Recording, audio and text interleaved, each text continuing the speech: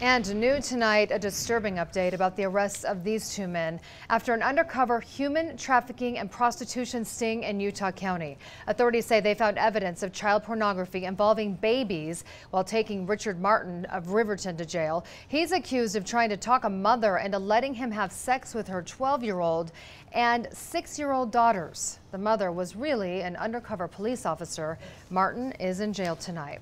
As part of that same investigation, another man, 51-year-old David Moss, was arrested and bailed out of jail this morning.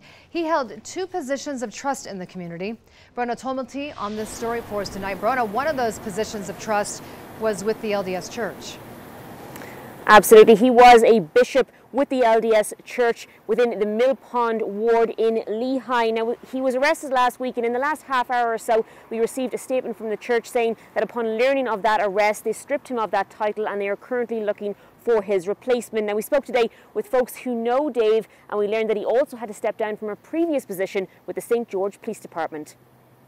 I think Dave has probably been deviant his entire life. Liz Porter has known David Moss many years. He was one of my husband's closest friends. But lost touch after an incident involving him and her nephew. Dave, as a police officer, would be at his house with his inebriated fiance. Porter says the former police lieutenant had to leave his job. It had something to do with drugs or sex. That was in 2012 after 15 years on the job. The allegations did involve, again, it was a consensual relationship. And today we learned more about why. The discipline was the result of him being on duty or an on-duty component. The latest allegations relate to conversations Moss had with undercover detectives whom he believed to be prostitutes, allegedly telling them he could manage them, adding he had run other girls. On one occasion, he even allegedly placed the hands of one of the detectives on his genitals. The news rocking the city of Lehigh and the Mill Pond ward. Up until this, he was a bishop. Neighbours shaken by the news. I saw